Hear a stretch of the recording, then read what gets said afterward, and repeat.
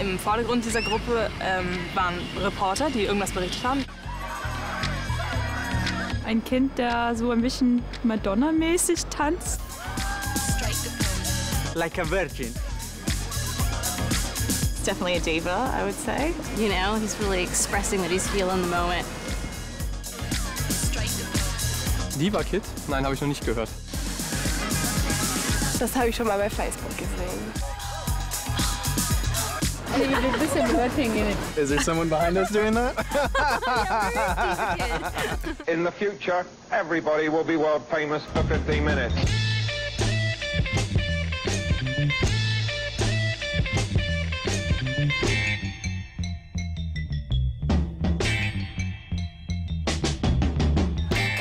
Im Oktober 2014 macht sich ein Teenager zum Mittelpunkt einer Live-Übertragung im amerikanischen Fernsehen.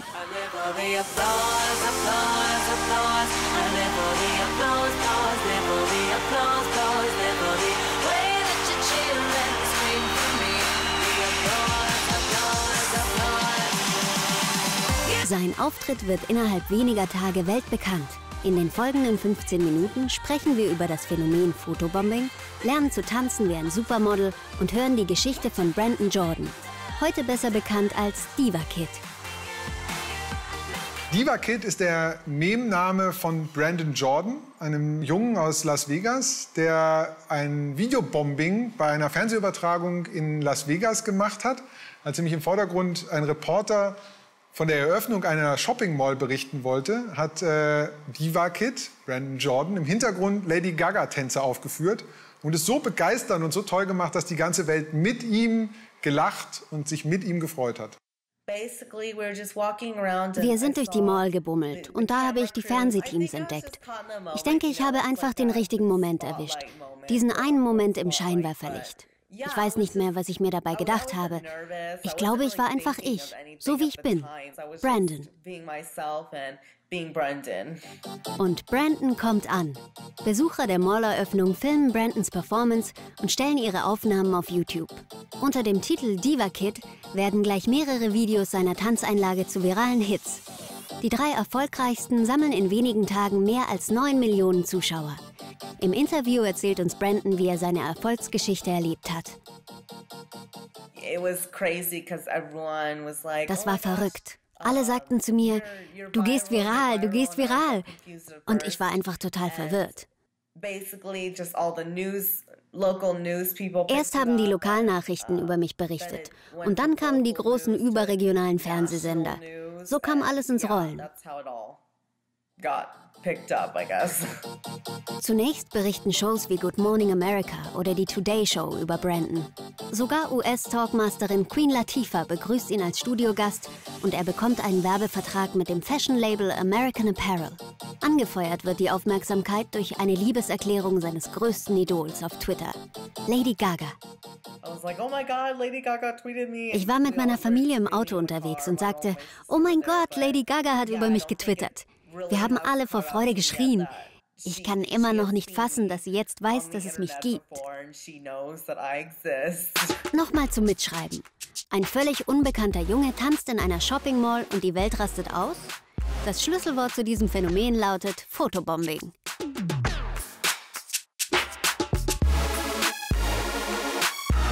Als Foto- oder Videobombing beschreibt man den Prozess, dass im Bildhintergrund jemand etwas tut, was für den im Mittelpunkt Stehenden nicht sichtbar ist und was einen neuen Kontext schafft. Jemand springt von hinten ins Bild rein und auf einmal bekommt das Bild eine neue Konnotation. Für den vorne ist es nicht sichtbar.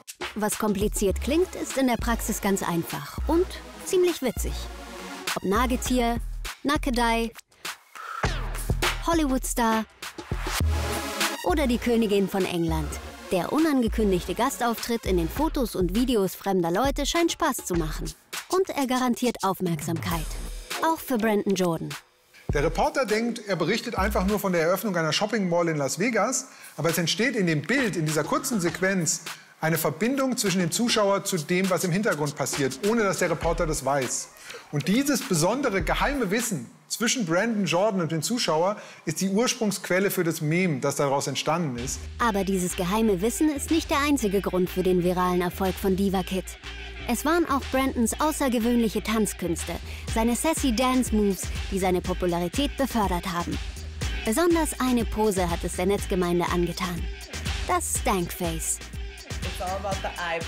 Es dreht sich alles um die Augenbrauen. Du brauchst diese kantige Bewegung, den beleidigten Mund und den arroganten Blick von der Seite.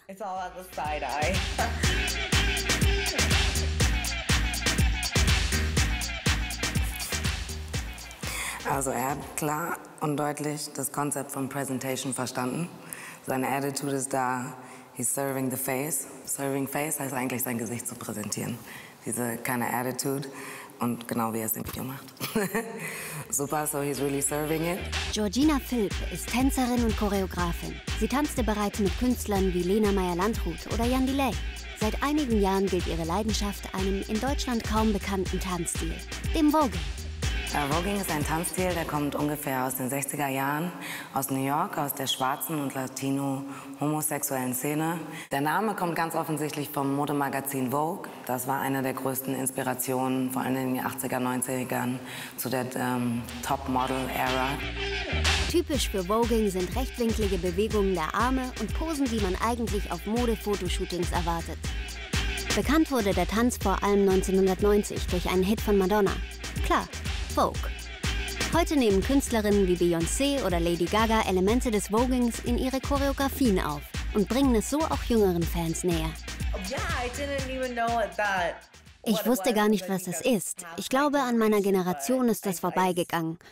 Aber klar, was ich da getanzt habe, war Voguing. Unter dem Pseudonym Leo Melody organisiert Georgina Philipp regelmäßig Voguing-Battles in ganz Deutschland. Dabei müssen sich Tänzer in verschiedenen Disziplinen dem Urteil einer Jury stellen.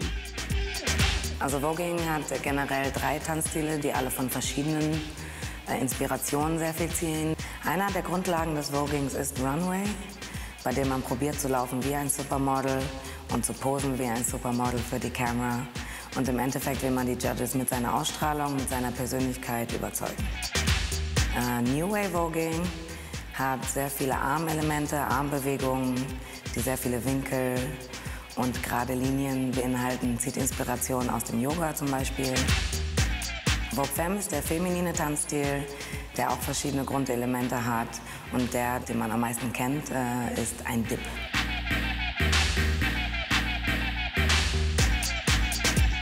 Hello everyone, my name is Brandon Jordan and... Oh God, that's a bad introduction. Brandon Jordan hat seine Popularität genutzt.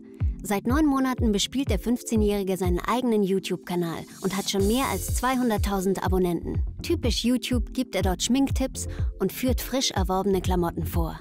I am in love with this clear skirt. I probably can't wear this anywhere, but you know what? You could probably wear this to church. You could probably wear this, you know, school. Who knows when you'll need a clear skirt? Aber er bespricht auch ernste Themen. Erzählt zum Beispiel von seinem Coming-out oder wie er mit der Diskriminierung umgeht, die ihm in der Schule begegnet. Okay, this is how I deal with homophobes. You crush them up to a sort of like powder substance. You put that powder substance in your morning protein smoothie, mix it up, drink your smoothie, and go about your day. You know why? Because homophobes are relevant. Das Besondere an Diva Kid ist, dass er nicht nur zu einem viralen Phänomen geworden ist, sondern dass er in der Fortsetzung dieser 15 Minuten Fame, die er hatte, zu einer Stimme der Queer Community in Amerika geworden ist. Ich mache diese Videos für Leute, die sich alleine fühlen oder keine Freunde haben. Die können sich meine Videos anschauen und ich kann ihr Freund hinter dem Bildschirm sein. Wenn jemandem die Unterstützung im Leben fehlt, will ich die Person sein, die ihn unterstützt, weil ich die Leute so akzeptiere, wie sie sind. Ich finde Brandon total toll. Ich finde das so super, wie der umgeht mit der Welt und mit sich. Ich finde das einfach toll, was der macht, ja. Finn Lorenz und Laurel Braddock beraten ehrenamtlich Jugendliche für die Berliner Beratungsstelle In and Out. Jugendliche können ihnen anonym per E-Mail oder im Chat Fragen zu Liebe, Geschlecht, Identität oder Coming-out stellen. Im Rahmen ihrer Arbeit bemerken sie immer wieder, wie wichtig Vorbilder wie Brandon Jordan für queere Jugendliche sind. Bei mir war es auch so, dass eigentlich tatsächlich YouTube so total der gute Kanal für mich war, weil ich da halt zum ersten Mal Leute live gesehen habe, die halt ähnliche Themen durchgemacht haben. Und es ist halt bis zum heutigen Tag so, dass es gerade für Transjugendliche eigentlich kaum Anlaufstellen gibt. Ja, ich glaube, diese Role Models sind auf jeden Fall ganz wichtig, einfach Beispiele zu haben. Die müssen auch nicht unbedingt über so queere Sachen reden, aber zu merken, die Person ist queer oder ist halt nicht heteronormativ und lebt nicht so und kann auch so oder so oder so sein. In den USA gibt es immer mehr queere YouTube-Stars. Auf ihren Kanälen erzählen sie ihre Coming-out-Geschichte, beantworten Fragen der User oder diskutieren politische Themen. There's something that I want you to know. And that something is I'm gay. It feels so good to say that. Yeah, we've come out to our entire family except for our dad. So we decided that in this video we're gonna call him I'm gay and Austin is too. Um ein größeres Publikum zu erreichen, produzieren sie ab und zu gemeinsame Videos. Natürlich auch mit Brandon Jordan. Hello everyone, my name is Brendan Jordan and welcome to this video. Today I am here with these lovely dolls. Want to introduce yourselves? I'm Davey Wavy. I'm sure y'all. And I'm Raymond Rod. Auch Weltstar Miley Cyrus kooperiert mit Brandon. Ihre Happy Hippie Foundation setzt sich für Jugendliche in Not ein, mit einem besonderen Fokus auf die Queer-Community. Miley erkennt Brandons Potenzial und engagiert ihn als Botschafter für ihre Stiftung. Okay, yeah, we just finished a photo shoot and this is like the aftermath. She looks I gorgeous. was the photographer, this is the model. We like, oh yeah. Don't get it twisted. We both have eyes, we're like family now. Eine wichtige Arbeit, die auch in Deutschland gefragt wäre. Was oft vergessen wird, ist so subtile Diskriminierung gegenüber Schwulen, Lesben, Bi-, Trans-Leuten. Zum Beispiel sowas wie in Büchern einfach nicht vorzukommen oder in den Medien einfach nicht vorzukommen. Das gibt halt auch vielen Leuten dann das Gefühl, sie sind eben alleine, weil sie haben noch nie was davon gehört, sie haben noch nie eine Person getroffen, die so ist wie sie. Und ich finde auch, das ist ein Zeichen davon, dass Homophobie und Transphobie immer noch ein Thema ist. Aber halt auf eine sehr unsichtbare Art und Weise. Vom Fotobomber einer Nachrichtensendung zur international gefragten Queer-Ikone.